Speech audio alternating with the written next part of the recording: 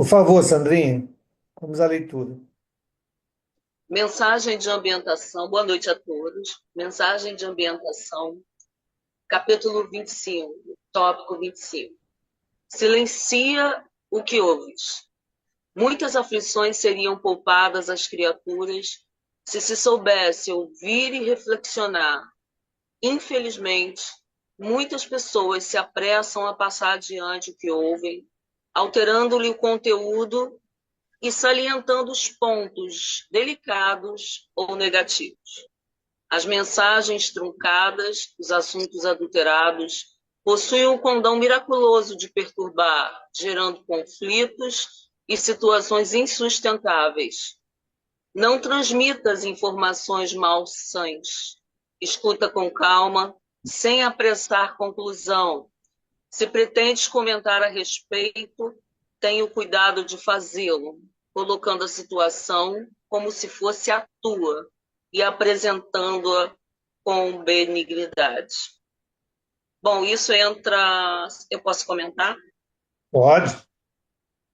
Isso entra na minha cabeça como uma carapuça, porque eu já observei em mim uma série de vezes isso acontecer, principalmente quando eu estou desatenta, principalmente que, como o Valdemir fala, a gente não reporta isso para si mesmo, né? Acha que acontece só com o outro, mas isso aí está entrando em mim como uma carapuça. Bom, o que eu pretendo fazer como objetivo agora é tentar prestar atenção mais e me colocar como o mal que eu faço a outra pessoa, ou seja, se por um lado está se fazendo caridade, por um outro lado está se anulando a caridade que se faz, porque você bota o outro numa situação difícil quando você propaga uma mentira, né? A mentira é quando você não fala a realidade. Porém, vocês podem perguntar, mas se também não falar a realidade, se falar a realidade é o sincericídio. Mas se mesmo sendo um sincericídio passar por o crivo da consciência e a consciência disser, olha, isso vai prejudicar alguém, não faça. Então é isso que eu digo para mim, não faz, Sandra, não faz. Não faz porque vai prejudicar alguém, mesmo que você não tenha noção disso, não faz. E eu estou atenta, né? Já há algum tempo, por ajuda do nosso amigo Mauro, ele tem me despertado muito para isso e eu sou muito grata a Deus e a ele por existir, para eu tomar consciência disso. Então, esse assunto aí está bem na minha cabeça, tá? Espero que todos atinjam o que eu expliquei e o que foi falado e que possam mudar suas estratégias de vida para o melhor viver, né? Obrigado, Sandra. Diga, Carlos. Eu lembrei de novo daqueles três filtros lá, acho que é de Sócrates, Aristóteles. Uhum, Se é verdade, se é bom ou se é útil. É difícil, É. uhum. mas é o que a gente É, pode tentar fazer, né? é verdade. Ajuda, né? Pelo menos a gente tem um parâmetro. Diga, Silvana. Vocês estão me ouvindo bem? Sim, Estão me ouvindo bem? Não, eu sim. lembrei de uma observação que o Mauro faz, que devemos ser pontos terminais, né? O Mauro fala muito isso, que muitas vezes não precisamos passar alguma aflição, alguma coisa, uma maldade, alguma coisa assim, podemos parar ali, né? Não passar à frente, foi o que eu lembrei. Obrigado. De fato, essa mensagem de Joana, ela fala muito intimamente a todos nós, né? Porque nós somos muito vigilantes e acabamos nos permitindo ser veículo, né, desses transtornos que podem levar a conflitos. E um dos temas que a gente, quando faz a temática, né, gestão de conflitos, um dos pontos de geração de conflito é a comunicação. Então, a comunicação mal feita, truncada, né, pouco clara, ela vai fazer com que o receptor entenda mal a mensagem e daí, consequentemente, pode se gerar vários tipos de conflitos, de confusões, né? de transtornos desnecessários se nós prestássemos mais atenção à maneira como nos comunicamos. Então, realmente é importante nós termos esse cuidado, né, para que a gente possa gerar esclarecimentos e não conflitos. Vamos então fazer a nossa prece, Rosinha, por favor. Amado Mestre, guias e mentores de nossa casa, obrigada pela oportunidade que temos de estudar, de aprimorar mais o nosso conhecimento e tentar nos melhorar. Obrigada pela essa reunião, obrigada pelos irmãos que aqui estão. Agradecemos e pedimos orientação para que o melhor nos seja oferecido. Muito obrigada, assim seja. Que assim seja. Obrigado, gente. Vamos então. Nós paramos na pergunta 1009, né? Íamos retomar a pergunta 1009, mas ela é uma sequência da 1008. Então, vamos ler pergunta e resposta da 1008 e depois, então, a gente avança para 1009. Tudo bem? Então, vamos lá. Pode ir, Mauro. Pode, por favor. 1008. Questão 1008. A duração das penas depende sempre da vontade do espírito e não há as que lhe são impostas por um tempo dado? Sim, as penas podem ser-lhe impostas por um tempo, mas Deus, que não quer senão o bem de suas criaturas, acolhe sempre o arrependimento e o desejo de melhorar-se não é jamais estéril. Ok, então a gente já tinha conversado isso na semana passada, né? Nós fechamos o nosso estudo com essa pergunta e resposta. Então, Você aqui, até deu o exemplo da Dona Aparecida. isso, né? E aí nós vamos agora na 1009, que vai fazer menção a essa resposta, tá? Vamos lá. 1009. Segundo esse entendimento, as penas impostas não seriam jamais pela eternidade? Interrogai vosso bom senso, vossa razão, perguntai-vos se uma condenação perpétua por alguns momentos de erro não seria a negação da bondade de Deus? Que é, com efeito, a duração da vida, fosse ela de 100 anos, em relação à eternidade? Eternidade. Compreendeis bem esta palavra?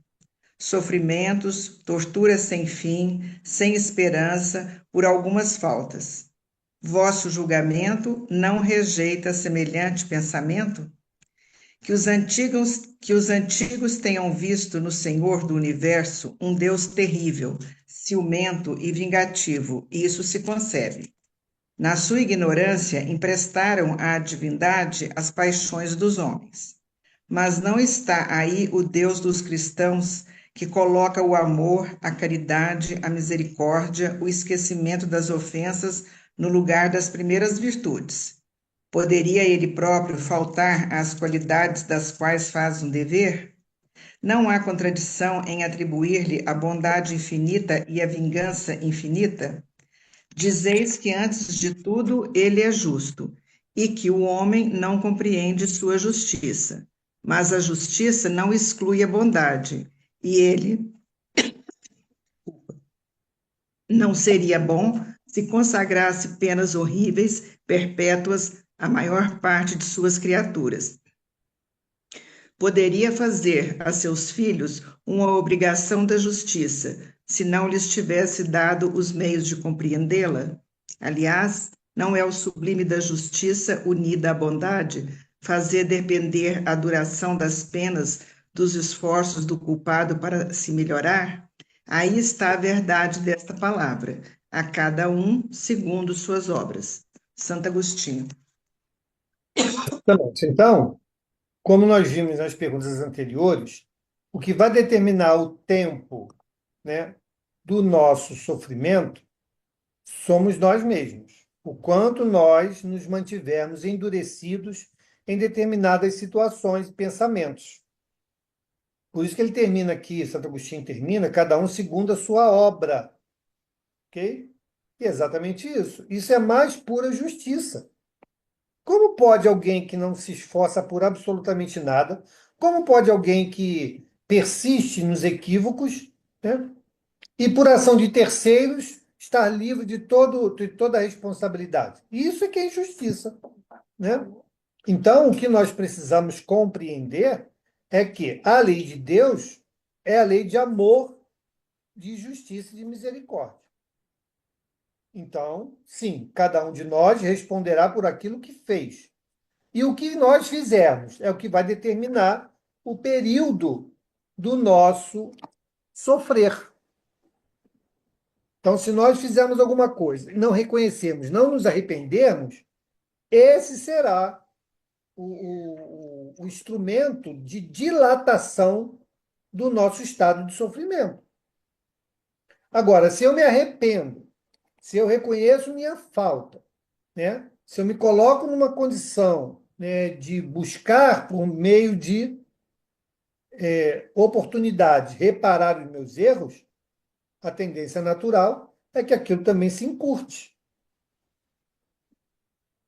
É totalmente lógica essa posição quando compreendemos que Deus dá a todos nós, segundo as nossas obras, as nossas venturas ou as nossas dificuldades.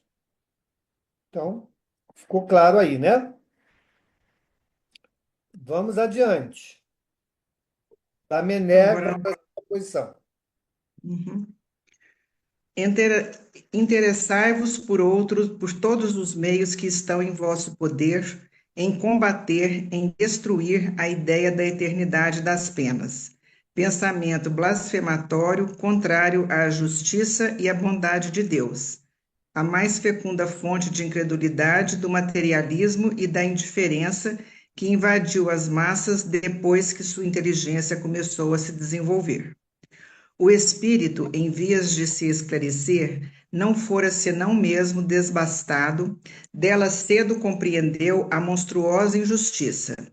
Sua razão a repele e então lhe falta raramente confundir no mesmo ostracismo a pena que o revolta e o Deus ao qual a atribui.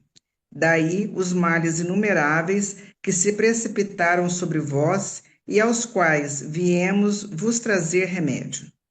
A tarefa que vos assinalamos vos será tanto mais fácil quanto as autoridades sobre as quais se apoiam os defensores dessa crença. Têm todas evitado de se pronunciarem formalmente, nem os concílios, nem os pais da Igreja decidiram essa grave questão.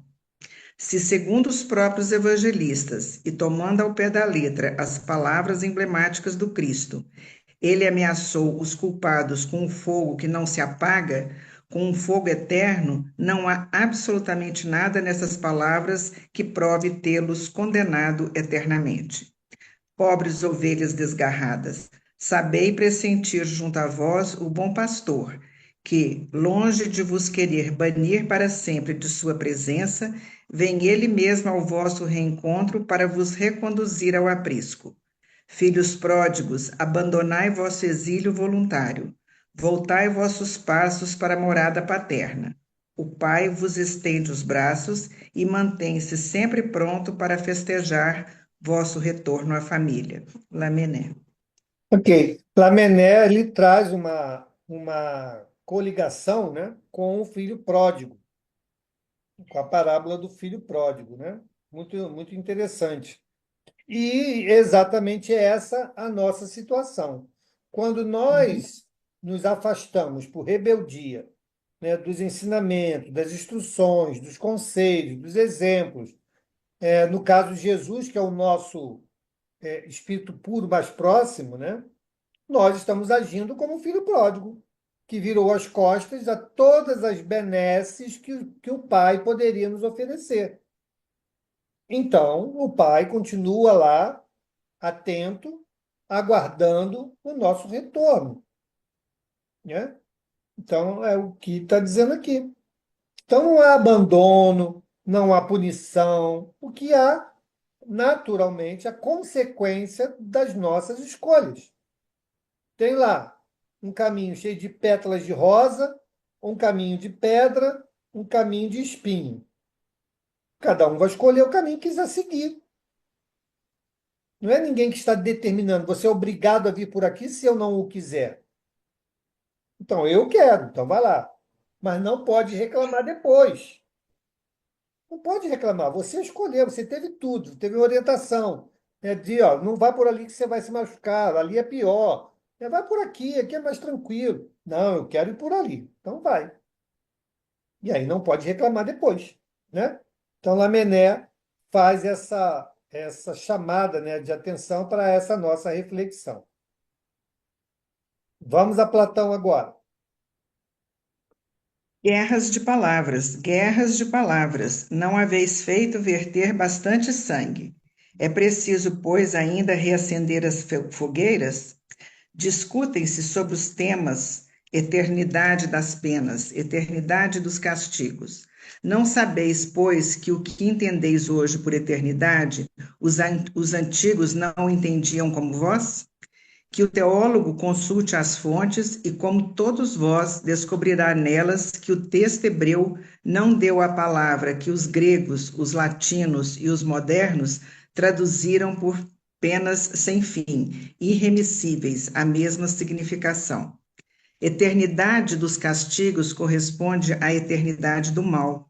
Sim, tanto que o mal exista entre os homens, os castigos substituirão. É no sentido relativo que importa interpretar os textos sagrados.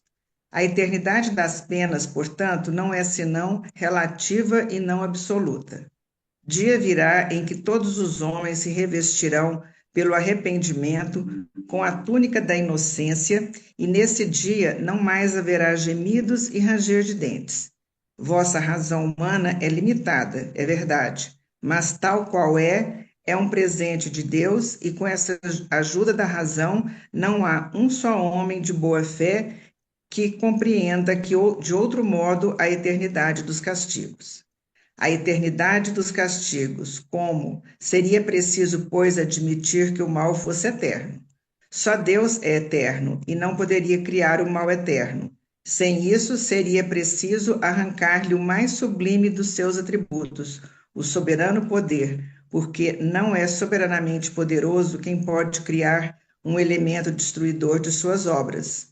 Humanidade, humanidade, não mergulhes, pois, mais teus melancólicos olhares nas profundezas da terra para aí procurar os castigos.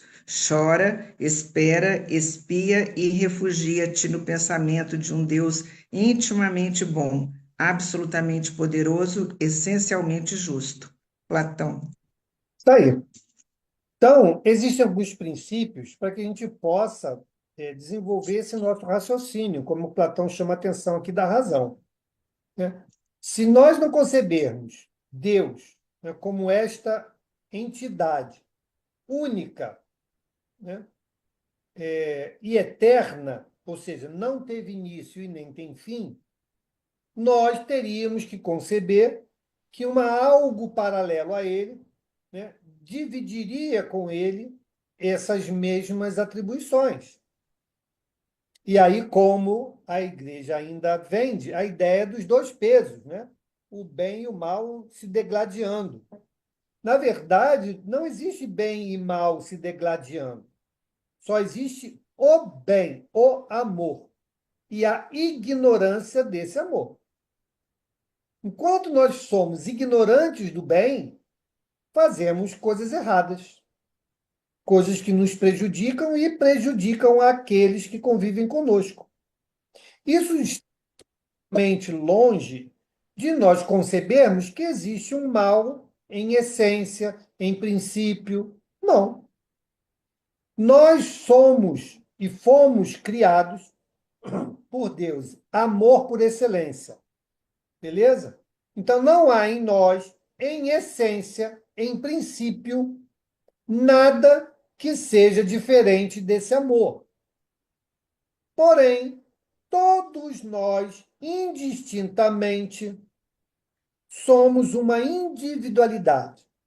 E que a partir desta individualidade, nós vamos coletando nas experiências vividas acertos e tropeços. Os nossos tropeços equivalem a esse mal que precisamos trabalhar em nós e convertê-los em amor. É isso que acontece. E no universo é assim que acontece. Então, mas Deus também não impõe o seu amor sobre nós. Porque, como diz, toda a lição nos diz, nós temos que chegar à condição de pureza pelo nosso mérito. Pelo nosso mérito. E aonde esse mérito se apresenta? Nas nossas escolhas, na nossa forma de agir, na forma de pensar, na construção das virtudes em nós. É assim que nós nos aproximamos da linha de chegada, que é a pureza. O quanto nós resistirmos a isso, nos afasta da linha de chegada. Ok? Então, nós vamos arrastar cada vez mais dificuldades construídas por nós. Então, Deus nem bota a mão nisso. Né? Pelo contrário, ele nos dá, sim, a oportunidade de corrigir. Né? Então, é o amor por excelência. Diga, Carlão. Ele chama a atenção aqui para as traduções, né? Chama até a atenção de teólogos. Uhum. Tem 150 e poucos anos disso que eles passou isso aqui. Então as pessoas já sabiam que as traduções eram diferentes. Por que ainda se mantém isso, 150 anos depois, alguns irmãos nossos tratam dessa forma, de fogo eterno, de Porque castigo não pensam da eterno? mesma forma, né, Carlão? Porque estão presos à letra fria. Né? Estão presos à letra fria. Tem uma frase na Bíblia que diz assim: a letra mata, né? E o pensamento, eu acho, o pensamento vivifica. Né? O que quer dizer com isso? Nós nos prendemos à letra fria e não desenvolvemos o raciocínio, a análise, a razão sobre aquilo que nos chega, nós vamos estar como nossos irmãos até hoje. Mais de 2000 anos preso a ideias que a letra fria registrou. E será que essa forma de registro de fato, corresponde de fato à integridade que a mensagem quis dizer? Quanto não pode ter se perdido, ou acrescentado, ou ajustado naquilo que se ouviu, entendeu e escreveu? Muita coisa, né? Então, o advento da doutrina espírita, ele vem para nos esclarecer sobre tudo isso que foi dito anteriormente, de forma mais atual, mais clara e ajustada aos termos que à época, então, era possível compreender. Eu ainda acho que daqui a algum tempo nós teremos novas revelações, trazendo ainda mais profundidade e entendimento sobre essas mesmas lições de hoje. Porque a ciência vai estar mais adiantada, assim como aconteceu com o advento do Espiritismo. Qual foi a grande sustentação que Kardec usou para codificar o Espiritismo? A ciência. Né? O pensamento lógico. Né? Então, leis da física que já existiam. Então, ele usou isso para formar o modelo que fez todo o filtro das comunicações, dos fenômenos e tudo mais. E mesmo assim, numa ciência nascente. De lá para cá, olha o quanto que a ciência já evoluiu, quantas teorias já se modificaram, né? Quantas propostas e hipóteses caíram e foram reformuladas, e o Espiritismo não se abalou por isso. Mas todos nós compreendemos que o seu aprofundamento também ainda está longe. Nós estamos tomando essa sopa quente pela beirada. Todo esse conhecimento que nós estamos estudando aqui é a beirada Nós ainda não nos aprofundamos. E isso virá, naturalmente virá.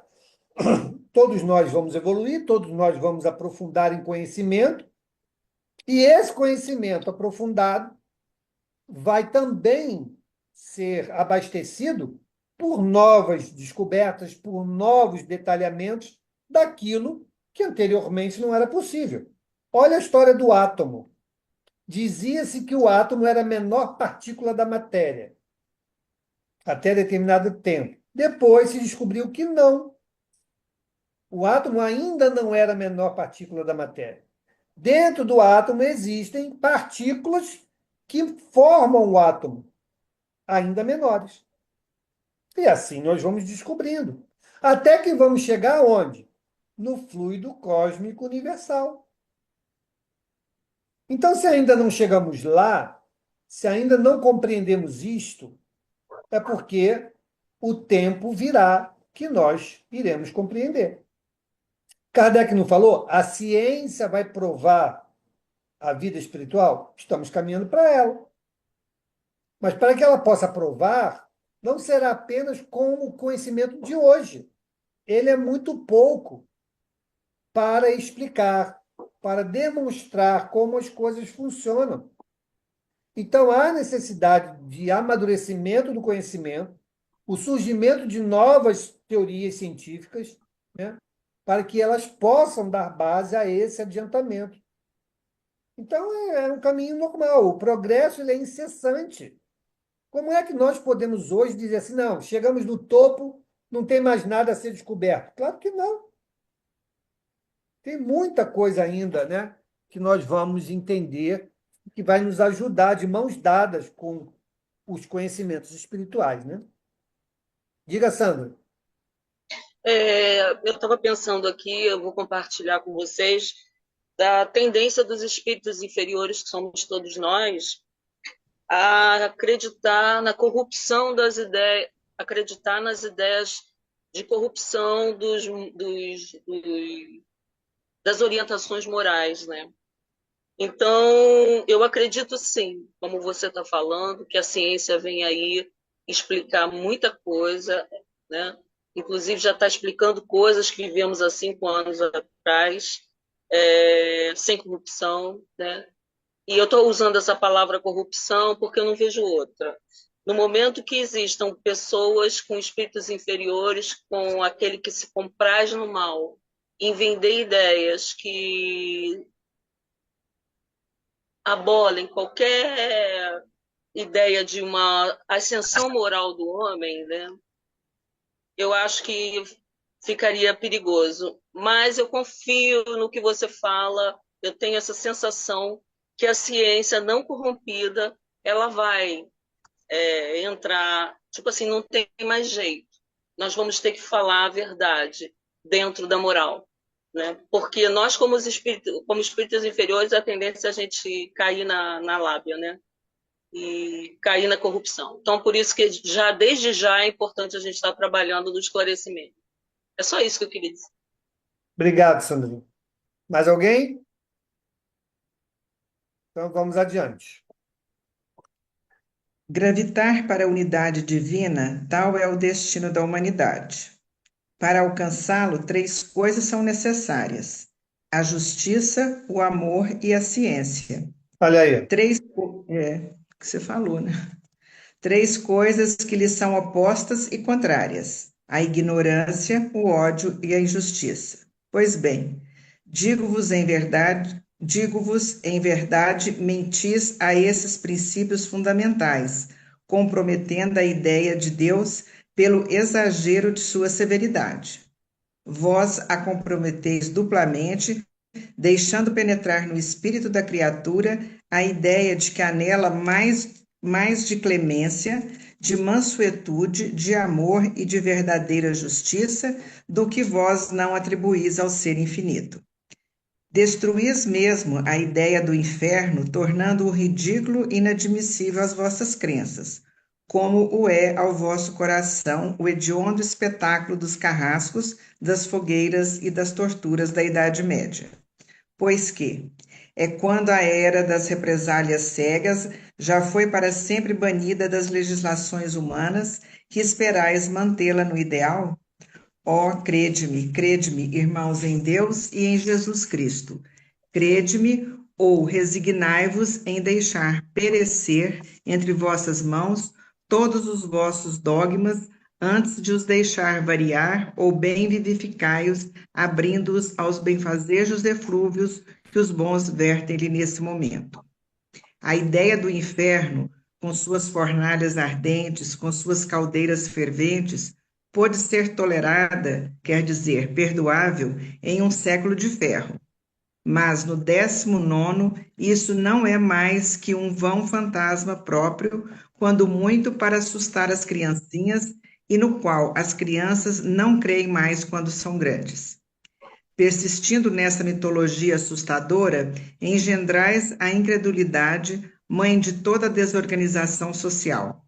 Eis porque tremo vendo toda uma ordem social abalar e desabar sobre sua base falsa de sanção penal. Homens de fé ardente e viva, vanguardeiros do dia e da luz. Ao trabalho, portanto, não para manter velhas fábulas e de hoje em diante sem crédito, mas para reavivar, revivificar a verdadeira sanção penal, sob formas relacionadas com os vossos costumes, vossos sentimentos e as luzes de vossa época. Qual Ok, é, com efeito? só um minuto, Angélica. Então, Uhum. ele está aqui reafirmando, né, aonde nós devemos ancorar as nossas certezas, né, que é na justiça, no amor e na ciência. É aqui que nós devemos ancorar as nossas certezas. E ele diz que, contrariamente a isso, nós temos a ignorância, o desconhecimento, o ódio, que é a não compreensão do amor, e a injustiça. Isso nos levando à incredulidade, né? Então, veja de novo, né, a gente fala sempre isso, como é importante nós desenvolvermos em nós a nossa religiosidade. Eu digo sempre, a religião não é o mais importante. O importante é a nossa religiosidade. Mas a religião, ela pode ser uma porta para a construção dessa religiosidade. Porque se nós não tivermos religiosidade, nós nunca vamos desenvolver em nós essas três virtudes, esses três sustentáculos para um caminho mais seguro. Vamos estar sempre à mercê do vento, como as pessoas incrédulas assim estão, né? Acham que o viver se resume aos prazeres que a vida pode oferecer. O meu comportamento ético-moral depende daquilo que eu acho que vai ser vantajoso para mim. E assim nós vamos arrastando a sociedade. O que a religiosidade muda nesse aspecto? Eu começo a não pensar só em mim, eu sei que existe um ser superior responsável por tudo que existe, e esse ser superior demonstra na sua justiça, no seu infinito amor, as oportunidades de corrigenda das minhas próprias faltas. Isso muda completamente o nosso senso, né, de sociedade. Muda completamente. Então, essa primeira fala do nosso companheiro aqui, né, do apóstolo Paulo, ele é muito lúcido, nos mostrando os caminhos, né, que nós falamos lá no início, né? Quais caminhos você quer seguir? Então é isso. Agora, é fácil? Não, não é fácil. Mas vale a pena. Não é fácil, mas vale a pena. Ok? Se nós cremos, de novo, ponto de partida. Se nós cremos em tudo isso que nós estamos aí estudando já há tantos meses, chegando ao final de um ponto, construindo em dentro de cada um de nós essa certeza da vida futura, da minha felicidade futura, dependendo das minhas escolhas de hoje. Então, se eu tenho isso como certeza em mim, opa, Minha visão na vida muda completamente. Diga, Sandra. Eu levantei aqui algumas considerações, também pontuando em cima das minhas descobertas, do meu ponto de vista, né? Por exemplo, quanto tempo eu fiquei presa nessa ideia do medo da morte? Parece que esse estudo e tudo que eu venho vivendo nesses meses, nesses anos, ele veio por não ter sido explicado direito o que é isso. E alimentando uma criança ignorante, uma criança que não vai à ciência, né? Porque quando eu, como criança, perguntava a um líder espiritual da religião que eu frequentava, ele dizia: são desígnios de Deus. Então você, por favor, não me faça essas perguntas porque eu não sei responder. Bom, estou falando de padres, tá? Não estou querendo aqui criticar nenhum padre, mas eu estou falando da minha realidade. Isso chegou até o ponto onde eu me formei adolescente e não respondia mais. Aí eu penso que essa ciência, se ela entra, essa necessidade de nós irmos à ciência e buscarmos explicações, ela também tem a ver com a divulgação das leis morais.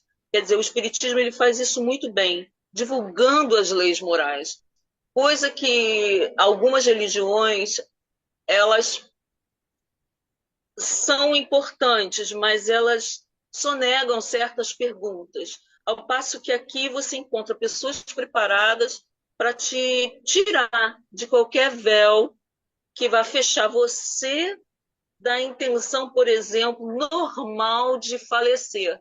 É normal uma pessoa falecer, mas o medo do inferno não me deixa eu entender isso como normal.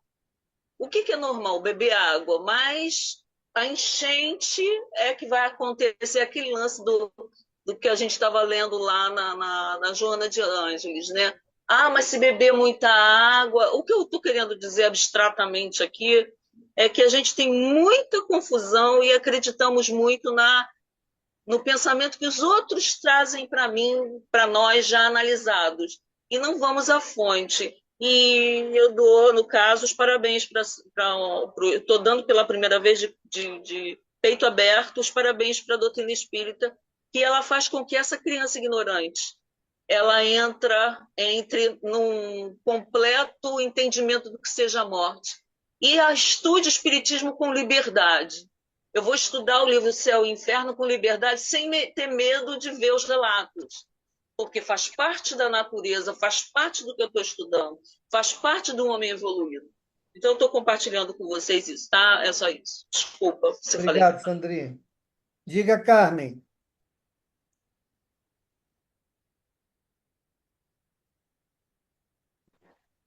Oi, boa noite, gente. Boa noite. Mauro, eu queria escutar mais um pouquinho sobre espiritualidade. Não, você falou aí a palavra Religiosidade. religiosidade. Você podia falar um pouquinho disso, por favor? Então, a religiosidade é o sentimento que você desenvolve em você da sua relação com o divino, sem rótulos, sem pré-formatação, ok? A religião, das mais variadas, elas te dão uma rotulação. O católico pensa assim, o evangélico pensa assim, o bandista pensa assim, o budista pensa assim, o espírita pensa assim. Isso dentro do espectro das religiões. A religiosidade, ela quebra essa restrição de pensamento. Você vai se conectar com esse ser divino, né, que habita em nós, né, e essa consciência, essa certeza de que ele rege o universo. Então, a religiosidade não tem rótulos. As religiões têm rótulos. Entendeu? É essa relação que muda. Tá bom, muito obrigada, tá? Muito obrigada. Nada, nada. Diga, Carlão, você levantou a mão, baixou a mão? Não, acho que você respondeu que me dera dessa tríade que essa dica que ele deu, né? Justiça, amor e ciência. Só que, você não falou, é difícil, mas muitos de nós, a gente já nasce com esse senso de justiça e de amor, né? Dentro de nós, a gente sabe o que é o bem o que que é o mal.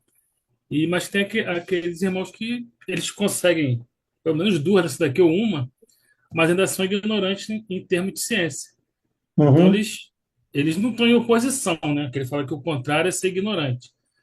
É só se você caminhar nas três linhas aqui, você cai nessa ignorância de não perceber que a justiça, o amor e a ciência elas vão te levar vão te gravitar, né? Até a divindade. Muitas pessoas não. Por exemplo, o conhecimento que a gente está tendo aqui, muitos não têm. Então, pensam de outra forma, né? Para eles, a ciência não vai definir que vai levar ele à divindade. Vai ser, sei lá, a Bíblia, por exemplo. Não, tem que seguir aqui, que aqui eu vou lá. Mas, por outro lado, é um cara justo, um cara que faz a caridade, né? Então, ele não totalmente aqui as três coisas vão te levar, né? De fazendo Exatamente. uma delas, Perdão. Pode fazendo terminar. uma delas já começa a tua cavalgada, né? Claro, todos os passos, gente, nos levam ou nos aproximam do fim, né? Todos os passos nos aproximam do fim. Isso a gente precisa ser bem claro. Dificilmente, nós vamos caminhar com todas essas questões paralelamente. E o grande entrave para isso chama-se conhecimento. Quanto menos conhecimento nós temos, mais barreiras nós temos para vencer. Quanto mais conhecimento nós temos, mais ferramentas temos em mãos para vencer os obstáculos que estarão à nossa frente. Esse é o ponto, né? Então, muitos companheiros, por seus motivos, sejam eles quais forem, optam por não desenvolverem em si essas ferramentas e ficam presos aos arreios, né, de condução que muitas religiões propõem. Eu tenho uma preocupação sempre muito grande de não tornar o Espiritismo uma religião apenas, porque ele não veio para ser uma religião ou mais uma religião. O Espiritismo é uma ciência de bases filosóficas com consequências morais. Isso é o Espiritismo. Quando a gente diminui a sua importância, né, dando a ele apenas um viés religioso, nós estamos tirando ou perdendo a melhor oportunidade do arcabouço de conhecimento que o Espiritismo nos traz. E aí vamos nos tornar o quê? Cegos novamente. Não podemos fazer isso. O Espiritismo não vem para isso. Então, nós temos que entender o que nós estamos estudando como uma base de conhecimento sustentada sobre a ciência, que até então, à época, era possível apresentar e foi suficiente, mas que não parou lá atrás. Ela continua sendo e conduzindo o nosso conhecimento que converge para o Espiritismo. A gente vai ver muito isso lá na Gênese. Então, meus queridos, não sei aqui qual é o pensamento de vocês, mas tenham muito cuidado de não diminuir o Espiritismo apenas como uma religião que me cala o coração. Não façam isso. Ela traz conhecimento que nos abre a possibilidade de entender melhor o que eu estou fazendo, as consequências do que eu faço, né? E as possibilidades futuras. E, com isso, me ajudar a ser uma pessoa melhor, na minha Sim. transformação moral. É isso Ajuda a que. gente a desenvolver a religiosidade, né? Exatamente. Então, por isso a gente não pode. Minha percepção, tá, gente? A gente não pode diminuir o advento do Espiritismo, dando a ele apenas um viés religioso. Nós vamos perder muita coisa, muita coisa. Tá bom? Diga, Pedrão. Eu só queria falar aqui uma coisa por curiosidade, porque semana passada nós ouvimos o Dr. Paulo César Frutuoso mostrar os instrumentos de tortura da Idade Média. E o Paulo de Tarso aí, é o Paulo apóstolo, né? Ele diz aqui o horrendo espetáculo das execuções da fogueira e das torturas da Idade Média. Aí eu tive a curiosidade de ir lá no Google e ver lá instrumentos de tortura da Idade Média. Quando eu vi cada instrumento daquele, minha mãe do céu, deixa a gente apavorado. É pior do que o inferno. É É, pior do que o inferno se a gente vê aquela. Quem quiser pesquisar, vai lá no Google e vê instrumentos de tortura da Idade Média. É coisa muito horrível. Era uma ignorância, não sei se era ignorância ou imposição da Igreja Católica, não sei, né? É só isso. eu faço uma outra proposta. Eu acho que não vale a pena voltar lá, não, porque a gente vai se deprimir demais, né? É verdade, pode dar um retrocesso aí no Pois psicológico aí. é, pois é. Agora, sim, que era por ignorância, sim. A igreja não, a igreja construiu uma forma de enxergar a relação da espiritualidade, né, com os homens. Ela construiu essa ideia, né? Foram pessoas que construíram essa ideia de céu e inferno, né? Das punições eternas. A igreja construiu isso como objeto de controle da população, beleza? Então, quando surgiam situações que ela não podia controlar, ela buscava pela intimidação, e a intimidação no homem é o medo da morte e do sofrer. Então, elas impunham isso, alguns com o intuito de livrar aquela pessoa da ação maléfica, né, que eles acreditavam estar agindo sobre aquela pessoa. Então, alguns até tinham boa intenção, mas usando métodos errados, ok? E outros não, outros agiam mesmo por maldade, como até hoje, né? Até hoje a gente vive isso, porque moralmente a gente não avançou tanto assim, né? Então é isso. É o caminho que nós estamos trilhando. Agora, há sim uma grande oportunidade, já vivemos bastante, já sofremos bastante, já aprendemos muito, de nós daqui para diante começarmos a consolidar em nós virtudes, né? E é o que a gente espera, que a gente busca. Vamos adiante? Sim. Que é com efeito culpado. É aquele que, por um desvio, por um falso movimento da alma, se distancia do objetivo da criação, que consiste no culto harmonioso do belo, do bem, idealizados pelo arquétipo humano, pelo homem-deus, por Jesus Cristo. Ok. Então, aqui Paulo, né, está nos falando aqui sobre a questão Culpado. do efeito da culpa, né? Então, aí, ó, é um pensamento do Paulo descrevendo, né, aonde que nós nos incluímos como culpados. E eu volto a dizer sempre, nós não somos culpados, nós somos responsáveis, beleza?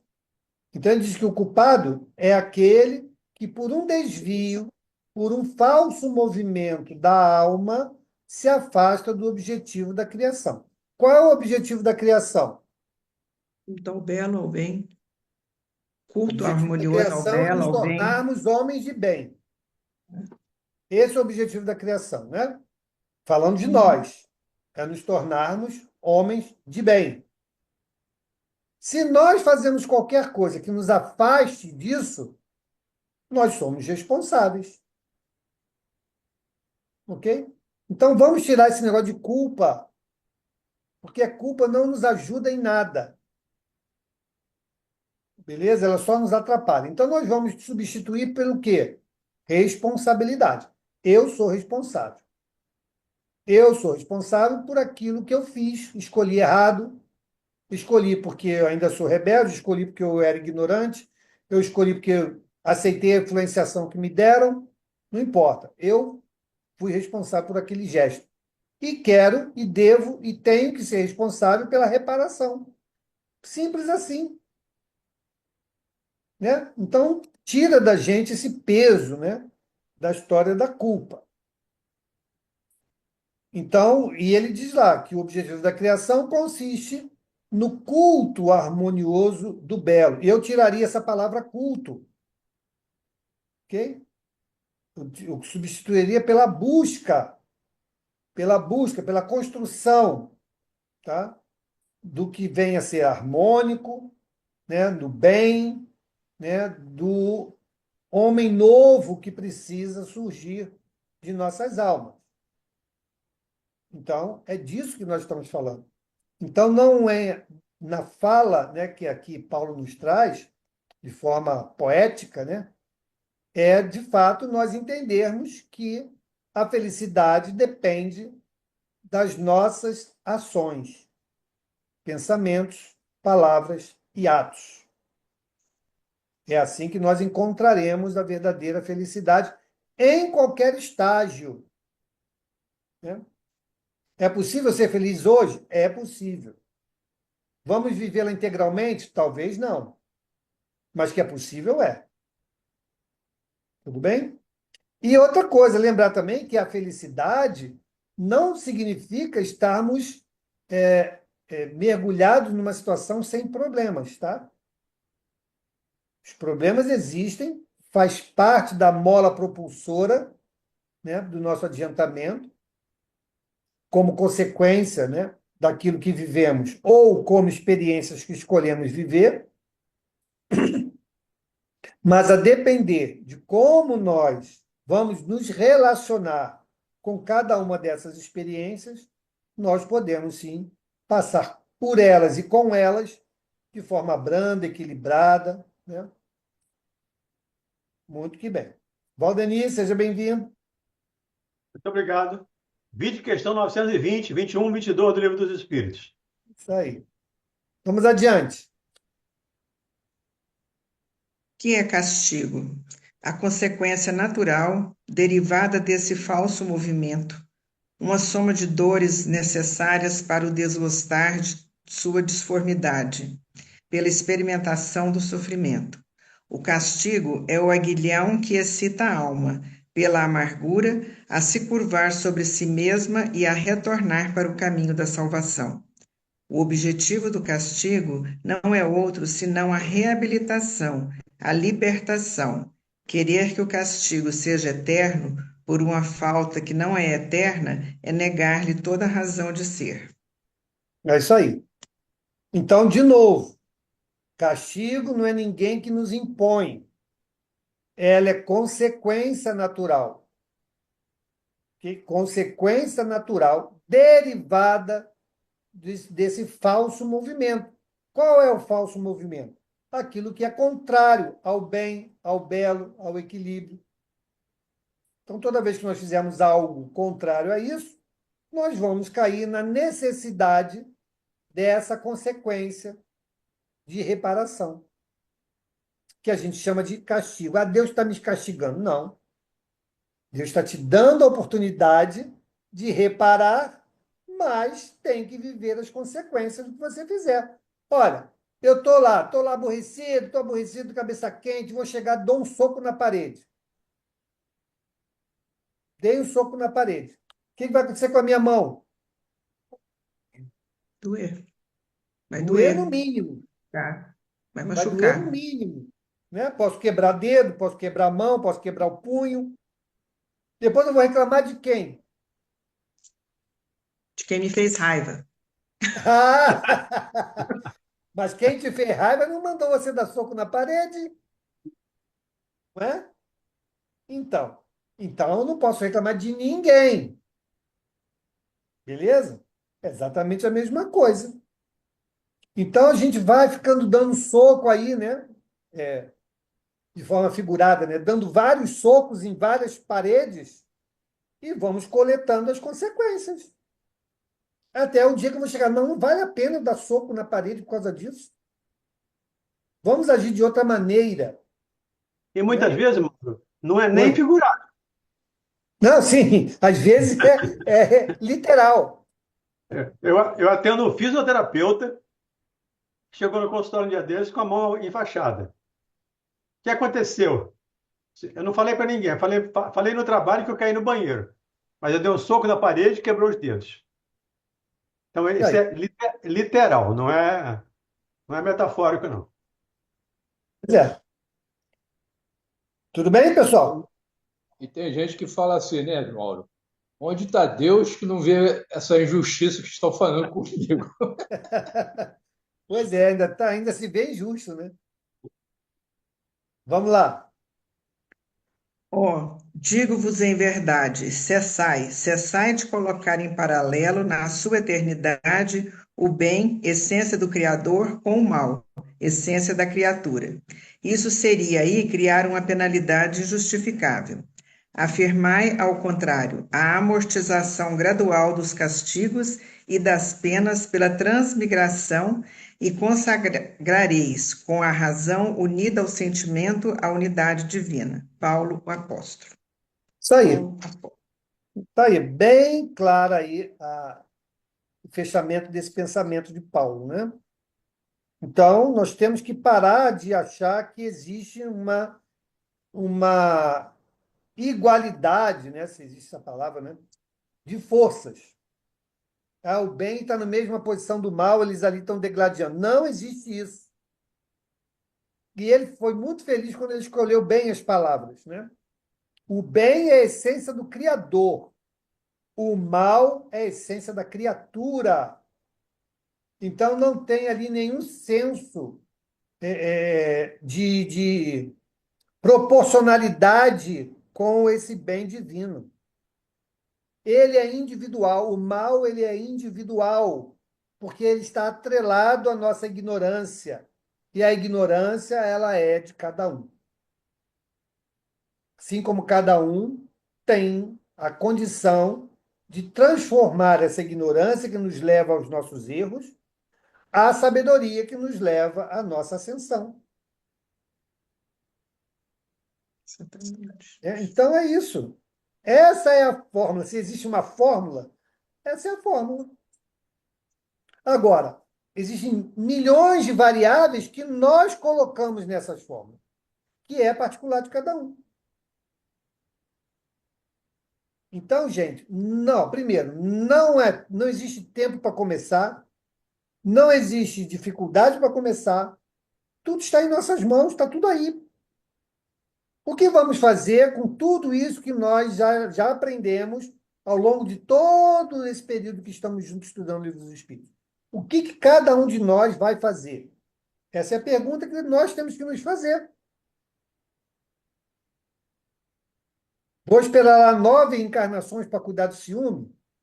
Vou esperar 420 anos, né, para entender que as minhas escolhas não foram as melhores, que eu prejudiquei pessoas?